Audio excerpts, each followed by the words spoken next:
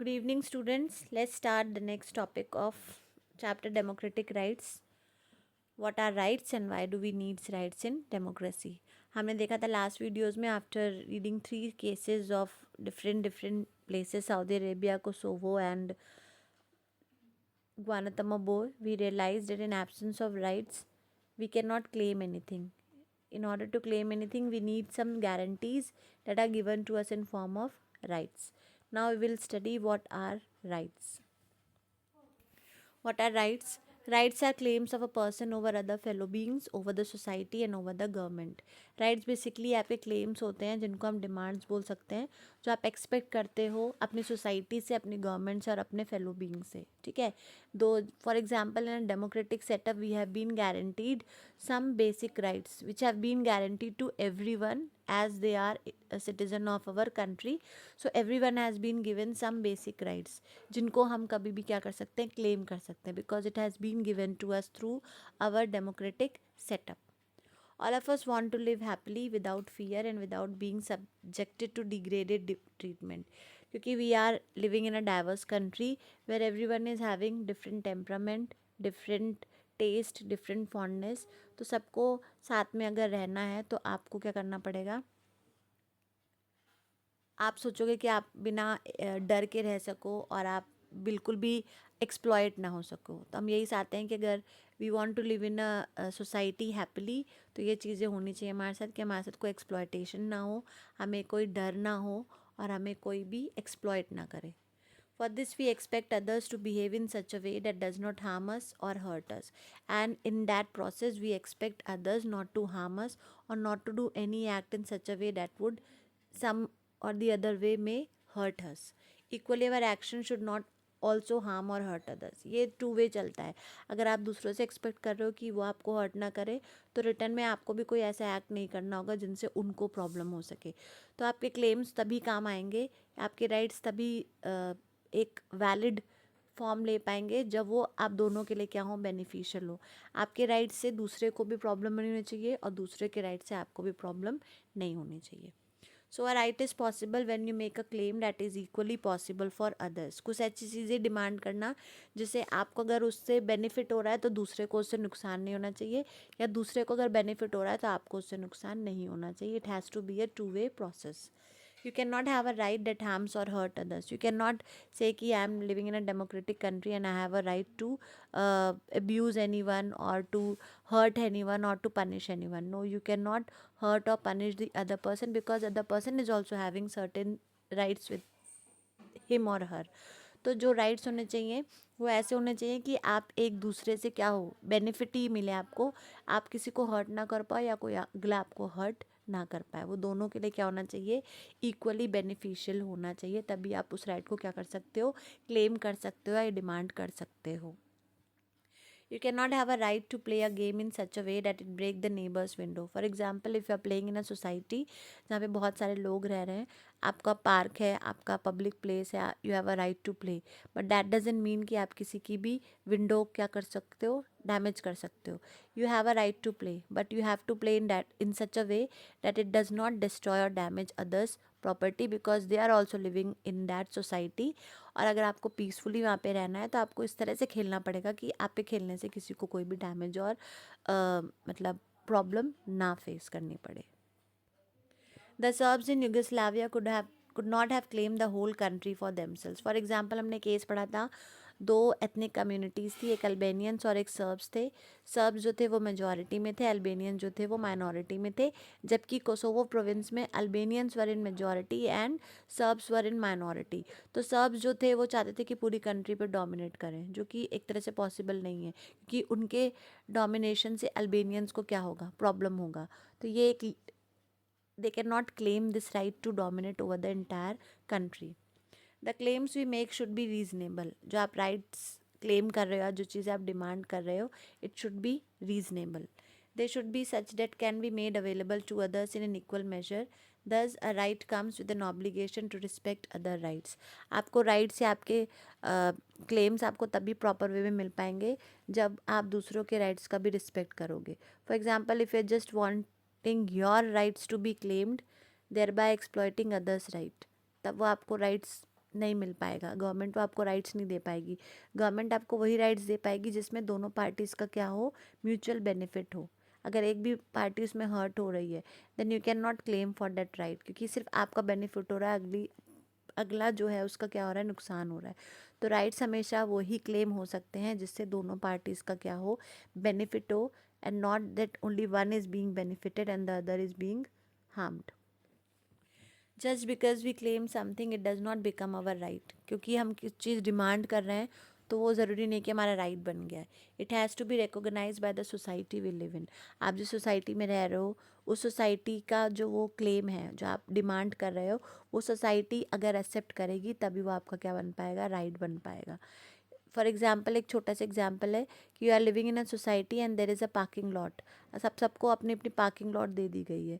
अब आपका जो क्लेम है वो सिर्फ आपके पार्किंग लॉट में ही रहेगा। यू कैन नॉट क्लेम कि हाँ वो इनकी पार्किंग लॉट में I want to park my car, वो ऑलरेडी उनका है। तो आप सोसाइटी से एक्सपेक्ट नहीं कर पाओगे, अपार्टमेंट वालों से, कि ये पार्किंग भी मुझे दे सके। ऐसा नहीं हो सकता, आपको ऑलरेडी चीज़ें मिल चुकी हैं और आपको अपने शेयर में ही क्या होना पड़ेगा, सेटिस्फाई होना पड़ेगा। तो सोसाइटी में अगर आप रह रहे हो, अगर आपको कोई क्लेम को अगर राइट बनवाना है तो वो तभी बनेगा जब सोसाइटी के नॉर्म्स के अकॉर्डिंग वो चीज़ें फॉलो अप करेंगी। Rights acquire meaning only in society. Every society makes certain rules to regulate our conduct. They tell us what is right and what is wrong. जो सोसाइटी में हम रहते हैं वहाँ पे बहुत सारी चीज़ें हैं. They tell us what is right and what is wrong, and we have to behave according to the norms provided to us by that particular society. What is recognized by the society as rightful becomes the basis of rights. अगर society को लगता है कि ये चीज़ें सही हैं, उन्हीं के बेस पे आपके राइट्स बनेंगे। अगर उनको लगता है कि चीज़ें सही नहीं है तो उनके बेस पे कभी भी राइट्स बनेंगे नहीं। जो चीज़ें सोसाइटी को एक्सेप्टेड होंगी, जिन चीज़ों के हिसाब से उनको लगेगा कि ये चीज़ें सही हैं, सिर्फ उन्हीं के बेस पे राइट्स क्या होंगे, फॉर्म होंगे। गलत चीज़ों के बेस पे कभी भी राइट्स फॉर्म नहीं होते हैं।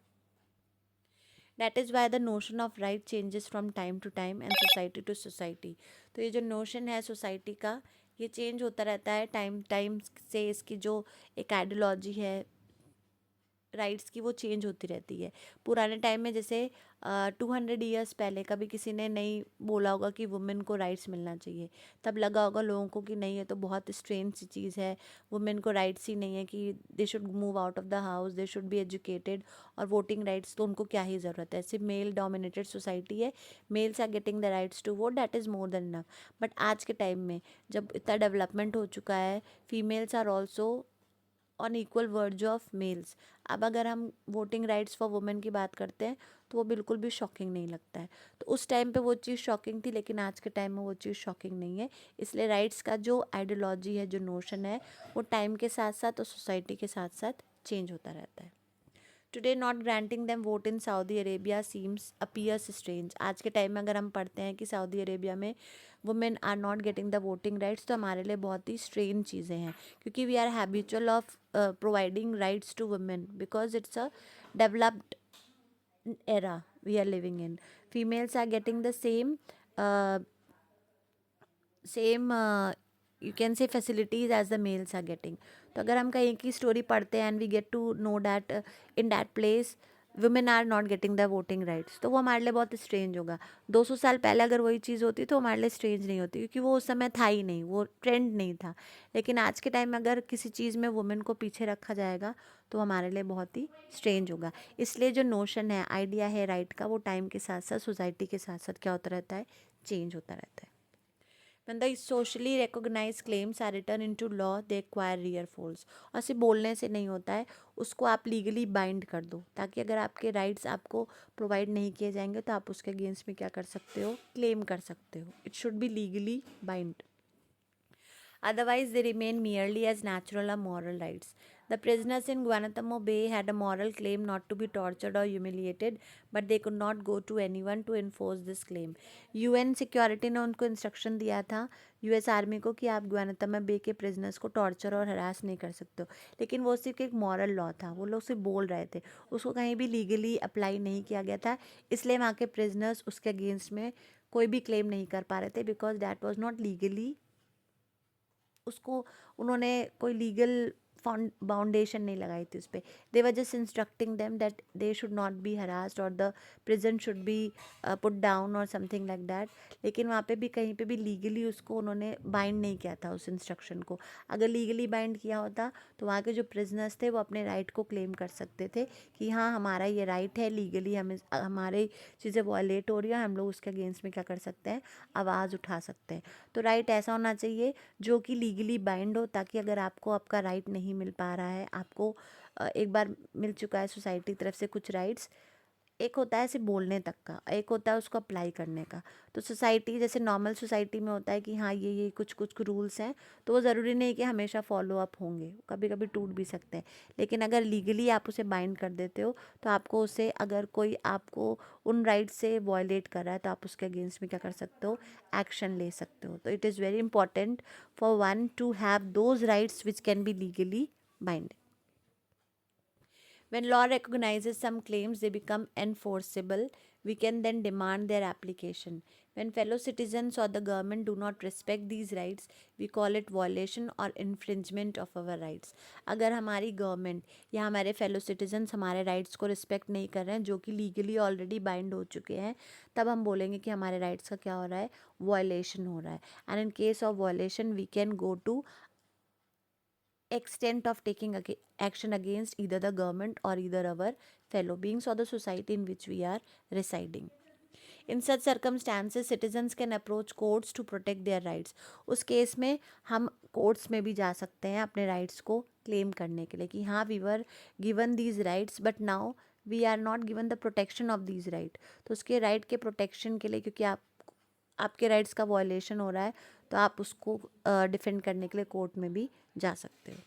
सो if you want to call any claim a right, it has to have these 3 qualities. 3 qualities होनी चाहिए कि जो राइट्स हैं वो बहुत रीजनेबल होने चाहिए, वो सोसाइटी की तरफ से एक्सेप्ट होने चाहिए और लीगली क्या होने चाहिए, बाइंड होने चाहिए, ताकि अगर आपका वॉयलेशन हो रहा है तो आप उसको कोर्ट में जाके डिफेंड कर सकते हो. तो राइट्स होने के लिए 3 चीज़ें बहुत ज़्यादा इंपॉर्टेंट होनी चाहिए. ये भी इंपॉर्टेंट होना चाहिए कि आपके राइट्स जो हैं उससे किसी को कभी हार्म ना हो, या दूसरों के राइट से आपको बिल्कुल हार्म ना हो. दे should B free from all the criteria of harming or judging others. Now the next question is, why do we need rights in a democracy? Democracy में राइट्स की इंपॉर्टेंस क्या है? ये हमने समझ लिया कि राइट्स क्या होते हैं. राइट्स कुछ डिमांड्स होती हैं जो आप अपने फेलो बीइंग सोसाइटी या गवर्नमेंट से एक्सपेक्ट करते हो, और वो राइट्स मिलने के बाद अगर वो वॉयलेट होती हैं तो आप उसके अगेंस्ट में क्या कर सकते हो, क्लेम कर सकते हो, सिर्फ तभी अगर वो आपके लीगली बाइंड हैं. सिर्फ मॉरल और एथिक वैल्यूज़ हैं उनके अगेंस्ट में अगर वो पूरी नहीं भी हो पा रही हैं, तो you can not go to court to defend yourself. उसके लिए लीगली उसका एक जो बाइंड है वो होना बहुत इम्पॉर्टेंट है. Next we have, why do we need democracy, why do we need rights in democracy. Democratic setup में राइट्स की ज़रूरत क्यों है? First point, rights are necessary for the very sustenance of a democracy. Democracy के survival के लिए rights का होना बहुत इंपॉर्टेंट है. In a democracy every citizen has to have the right to vote and the right to be elected to government. Democracy में basic rights मिल जाते हैं. जैसे ये आप इंडियन सिटीज़न की कैटेगरी में आते हो, आपको बहुत सारे राइट्स मिल जाते हैं. तो डेमोक्रेटिक सेटअप में राइट वोट जो है वो आपको मिल जाता है. उसके बाद आपके पास राइट होता है कि आप अपनी गवर्नमेंट को इलेक्ट करोगे. तो ये तो डेमोक्रेसी को सर्वाइव करने के लिए बहुत इंपॉर्टेंट है. राइट टू वोट होगा तभी आप अपनी गवर्नमेंट इलेक्ट कर पाओगे, तभी वो डेमोक्रेटिक सेटअप कहलाएगा. तो for its own survival the right is very important for a democratic setup, क्योंकि उसका मतलब भी है कि डेमोक्रेसी मतलब it is a government by the people for the people end of the people. वो तभी होगी जब आप उनको वोटिंग राइट्स दोगे. तो कहीं ना कहीं घूम फिर के डेमोक्रेसी का सर्वाइवल तभी हो पाएगा जब उसमें राइट्स का इन्वॉल्वमेंट रखोगे. Second, for democratic elections to take place, it is necessary that citizens should have the right to express their opinion, form political parties and take part in political activities. अब democratic elections होने हैं तो बहुत important है कि लोग क्या करें, लोग अपने ओपिनियंस, लोगों के पास राइट हो कि वो अपने ओपिनियंस को एक्सप्रेस कर सके. उनके पास राइट्स होने चाहिए कि वो अपने ग्रुप्स फॉर्म कर सकें, ताकि वो पॉलिटिकल एक्टिविटीज़ में एक्टिवली पार्टिसिपेट कर सके. तो ये राइट्स उनको मिले हुए हैं, इसीलिए वो लोग क्या करते हैं, एक्टिवली पार्टिसिपेट करके अपने गवर्नमेंट को इलेक्ट करते हैं. They have the right to express their opinions and form their political parties. Number third, rights also perform a very special role in a democracy. Rights protect minorities from the oppression of majority.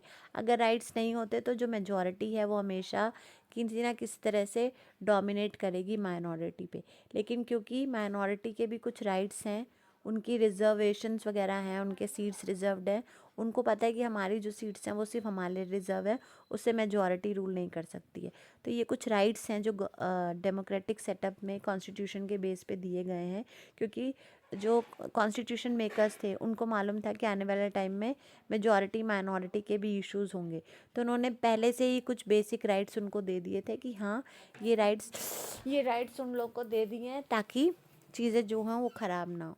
They ensure that the majority cannot do whatever it likes. Rights are guarantees which can be used when things go wrong. ये इसलिए किया गया था ताकि majority जो है वो अपने मन से कुछ भी ना कर सके, उनके ऊपर एक बाउंडेशन लगा हुआ है that they are not free to do anything they want to do. Rights एक तरह से गारंटीज होती हैं जो आप यूज़ कर सकते हो जब चीज़ें क्या होने लगती हैं, गलत होने लगती हैं। Things may go wrong when some citizens may wish to take away the right of others. This usually happens when those in majority want to dominate those in minority. The government should protect the citizens' rights in such a situation. चीज़ें कब ख़राब होती, चीज़ें तब ख़राब होती हैं जब सिटीजन्स दूसरों के राइट्स को उनसे लेने की कोशिश करते हैं। For example, when the majority and minority, दो हैं वहाँ पे सेक्टर, जब मेजॉरिटी माइनॉरिटी पे डोमिनेट करना चाहेगा, मतलब जो मेजॉरिटी है वो माइनॉरिटी के राइट्स उनसे लेना चाहेगा, तभी चीज़ें क्या होंगी, गड़बड़ होंगी। तो इस केस में गवर्नमेंट जो है उन्होंने सिटीजन्स को बेसिक राइट्स दिए हुए हैं, उन राइट्स का यूज़ करके सिटीजन्स अपने आप को क्या कर सकते हैं, प्रोटेक्ट कर सकते हैं। For example, minorities have been given reservations, तो वो उन राइट्स का यूज़ करके अपने को एक्सप्लॉयट होने से सोसाइटी में बचा सकते हैं through the hands of reservations from the activities of majority people. But sometimes elected governments may not protect or may even attack the rights of their own citizens. That is why some rights need to be placed higher than the government so that the government cannot violate them. लेकिन कभी कभी क्या होता है, जो government elect हुई होती है वही अपने सिटीजन्स के कुछ कुछ राइट्स को क्या करने लगती है, वायलेट करने लगती है अपने पर्सनल बेनिफिट के लिए। They start attacking their own citizens. इसलिए गवर्नमेंट भी उन राइट्स को वायलेट ना कर सके, उससे भी एक सुप्रीम अथॉरिटी है जिसे हम लोग क्या बोलते हैं, कॉन्स्टिट्यूशन बोलते हैं। अगर गवर्नमेंट भी कोई काम ऐसा कुछ कर रही है जिसमें कॉन्स्टिट्यूशन की कोई भी वायलेशन हो रहा है, तो गवर्नमेंट के अगेंस्ट भी एक्शन लिया जा सकता है। It is not always that government can do what ever it wants to do. नहीं, वो आंसरेबल है लोगों के लिए because it has been elected by people only. और अगर कुछ भी वायलेशन हो रहा है तो गवर्नमेंट जो है उनके अगेंस्ट में भी एक्शन लिया जा सकता है। In most democracies the basic rights of the citizen are written down in the constitution. और बहुत सारी डेमोक्रेसीज में, स्पेशली इंडियन डेमोक्रेसी में, जितने भी राइट्स हैं वो ऑलरेडी कॉन्स्टिट्यूशन में मेंशन है। तो अगर कुछ भी वॉयलेशन होगा, citizens are very well aware about their rights, और अगर उनको लगेगा कि हमारा कोई भी राइट गवर्नमेंट के थ्रू वॉयलेट हो रहा है, then they are very free to take actions against that government. तो राइट्स का होना इसलिए इम्पॉर्टेंट है क्योंकि हम अपने आप को क्या कर सकते हैं, प्रोटेक्ट कर सकते हैं। We are well aware of the facilities that has been provided to us through constitution. तो कोई भी हमें उन चीज़ों से डिप्राइव ना कर सके, इसलिए हमारे लिए राइट्स का होना बहुत इम्पॉर्टेंट है। तो I hope you have understood the two topics कि राइट्स क्या होते हैं और डेमोक्रेसी में राइट्स का क्या इम्पोर्टेंस होता है।